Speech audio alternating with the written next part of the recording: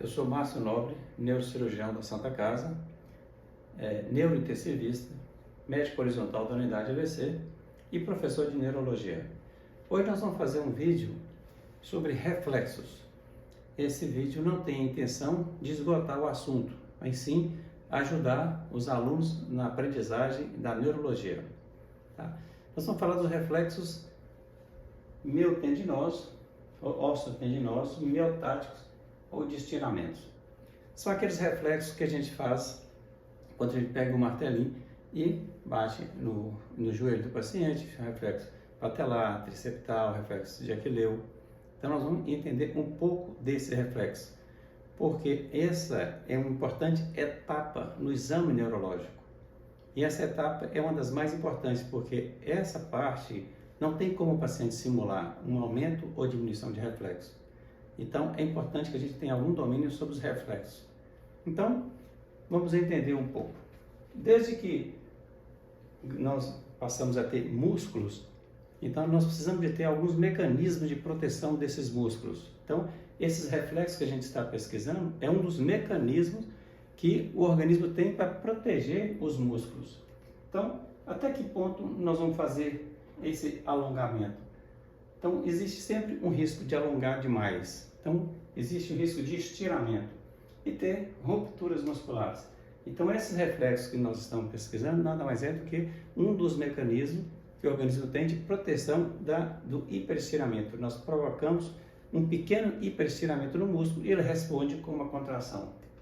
Então, é assim, a gente bate no joelho do paciente com um martelinho, provoca um pequeno estiramento do músculo. Esse músculo interpreta isso como uma ameaça à sua integridade, gera um estímulo sensitivo que vai até a medula e volta com uma resposta rápida de contração do músculo. Ou seja, o músculo recebe um impacto aqui, um risco de estiramento e responde rápido com uma contração muscular. Ou seja, é um mecanismo de proteção muscular. Então esse reflexo ele é um arco reflexo simples, né, que vem junto com a contração do agonista e um relaxamento do antagonista. Então, é um arco reflexo rápido, tem que ser extremamente rápido com a questão de integridade do músculo. Então, como é que funciona? Nós temos, o músculo tem um órgão sensitivo, que é uma importante estrutura sensitiva, que capta esse estiramento, ele bate o martelinho no tendão aqui, capta esse pequeno estiramento muscular, a formação até a medula, corno posterior da medula, um arco reflexo simples, corno, aí pelo corno anterior vai sair um motoneurônio alfa e causa uma contração muscular e impede a ruptura muscular. Então, agora quem é que capta esse pequeno estiramento, esse estiramento que a gente provoca? Essa pequena estrutura que é um fuso muscular. Fuso muscular que está no meio do músculo, que é uma estrutura pequena de mais ou menos 1 centímetro ou uns 2 milímetros de largura, que é um importante órgão sensitivo que está de alguma forma aqui conectado ao tendão de cima com o tendão de baixo, de modo que qualquer hiperestiramento que esse músculo tiver, ele vai gerar ele vai captar esse estiramento e vai gerar uma informação para a medula e vai ter uma resposta de uma contração muscular de todo o músculo. Então, esse órgão sensitivo, como é que ele é constituído? Essa pequena estrutura de mais ou menos 1 centímetro, ela é constituída de um tecido conjuntivo que tem pequenas fibras musculares modificadas. Que essas fibras aqui, ela não tem intuito de contrair o músculo. Tá? Elas são fibras que é um órgão sensitivo. A parte equatorial dela, que não tem contratilidade nenhuma, ela que é o ponto sensitivo do fuso. Esse ponto sensitivo capta qualquer estiramento que tiver no fuso, gerando um estímulo sensitivo que vai até a medula e informa a medula que o músculo está sofrendo estiramento. Esse fuso, ele tem que estar sempre pronto para receber um estímulo. E o músculo, uma hora ele está alongado, uma hora ele está encurtado. Então, para resolver isso, essas fibras polares, mantém sempre essa região equatorial, sempre no ponto de receber o estímulo. Se o músculo estiver encurtado, elas se contrai, coloca a região equatorial pronta para receber o estímulo. Se o músculo estiver alongado, elas relaxam e deixam o fuso sempre pronto para receber o estímulo. Então, essa contratilidade das fibras polares é sempre com o intuito de manter essa região aqui sempre pronta para receber qualquer hiperestiramento que tenha nesse músculo.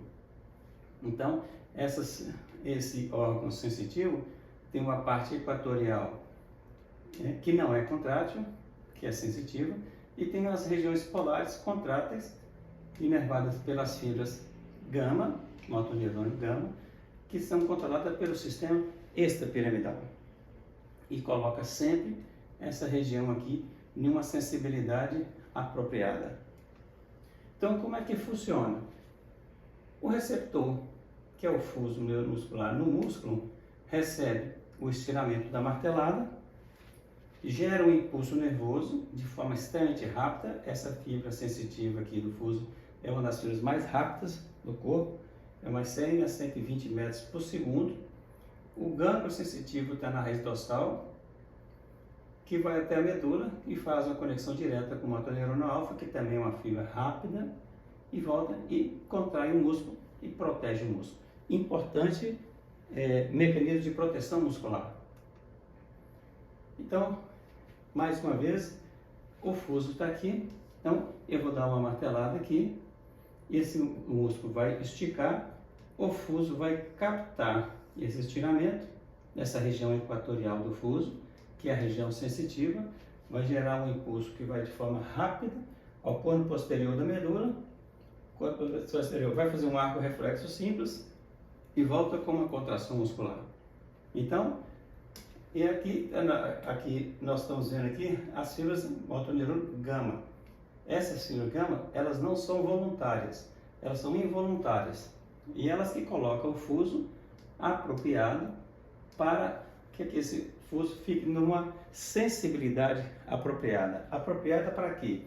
Apropriada para manter um tônus apropriado nesse músculo. Por exemplo, existe um tônus apropriado para eu não cair, que é antigravitacional. Então, essas fibras vão receber impulsos dos núcleos vestibulares que vão manter esses neurônios gama de uma sensibilidade suficiente para que minhas pernas não caiam e eu não caio de forma antigravitacional. Então, essa já é uma segunda parte da função do fuso. Mas nesse momento aqui nós só queremos saber se o fuso está mais sensível ou menos sensível. Então, se essas fibras gamas estão inervando de forma apropriada ou inapropriada. Então, dessa forma, a gente precisa saber o seguinte: a mais importante fibras que controlam as fibras gama é o trato córtico espinhal. O trato córtico espinhal vai descer lá do córtex, passar pelo bulbo da encossação dos pirâmides e vai chegar aqui no motoneurônio alfa para executar os movimentos voluntários. Quando eles chegam na medula, eles provocam um importante controle dessas fibras gama, de forma direta ou indiretamente. De modo que, quando eu tenho qualquer lesão dessas vias, na via piramidal, que é voluntária, eu vou fazer com que essas fibras motoneurônio alfa e gama perca a inibição, aí de modo que elas vão ficar livres, sem controle, desinibidas. Então, se elas ficam desinibidas, elas vão gerar uma hipercontratilidade das regiões polares do fuso, de modo que a região equatorial, que é sensitiva, vai ficar muito estirada, como se fosse um violão muito apertado, de modo que qualquer batidinha que eu der aqui no tendão, ele capta como se fosse uma batida forte e gera uma grande resposta. Então eu vou ter um fuso hipersensível e vou ter uma hiperreflexia. Então toda vez que eu tiver uma lesão do trato córtico espinhal, aí eu vou ter uma liberação dos motoneurônios alfa e o motoneurônio motor gama, de modo que o fuso vai ficar hipersensível e eu tenho hiperreflexia. Da mesma forma que se eu tiver uma neuropatia diabética, por exemplo, tiver uma lesão do segundo neurônio pela neuropatia, vai ter uma lesão do neurônio motor e dos neurônios motores gama também, de modo que o fuso vai ficar pouco inervado e vai ficar frouxo como uma corda de violão frouxa, de modo que eu vou ter uma hiporreflexia. Então, quando eu estou pesquisando reflexo, eu só quero saber de uma coisa: o reflexo está aumentado ou está diminuído? Ou está normal? Então, esse é o objetivo nosso quando nós estamos pesquisando reflexo. Ele está aumentado? Então a gente deve ter aqui um síndrome neuromotor superior. Porque os fusos perderam a inibição, as fibras gamas ficaram hipersensíveis, colocou o fuso muito sensível, muito apertado, e eu vou ter hiperreflexia. Os reflexos estão reduzidos, então eu devo ter um síndrome neuromotor inferior, porque os fusos perderam a inervação, as fibras gama deixou de inervar o fuso ficou pouco inervado, ficou frouxo, igual um violão de corda frouxa. Então eu vou ter uma síndrome neuromotor inferior. Bom, e se os reflexos estão normais, então se estão funcionando bem, já me dá a informação que eu preciso. Então, dessa forma, o que eu estou procurando quando eu estou pesquisando reflexo, eu estou pesquisando se os reflexos estão aumentados ou diminuídos. Então, dessa forma, eu posso ter níveis motores de acordo com a alteração que eu tiver. Por exemplo, se eu tiver aumento dos reflexos no bicipital e no estilo radial, mas não tiver reflexos aumentados nos outros, então eu vou ter nível motores. Então, o que eu tenho de mais comum? Igual o último paciente que nós tivemos no ambulatório. Os reflexos C5 e C6 diminuídos, mas os reflexos de baixo todos aumentados. Então a gente imagina, tem uma lesão nessa região, porque houve uma modificação. Nessa região os reflexos estão reduzidos, ou quase que normais, praticamente normais, mas os reflexos de baixo todos aumentados. Então eu vou ter um nível motor e eu posso ter nível de reflexo. Então, o fuso neuromuscular, quando nós estamos pesquisando, lá no nosso exame de rotina, nós estamos procurando hiper ou hiporreflexia, ou seja, neurônio motor superior ou neurônio motor inferior. Apesar de que o fuso tem várias outras funções, principalmente na informação de sensibilidade e de informação para que o cerebelo coloque o tônus apropriado, mas isso fica para outra apresentação.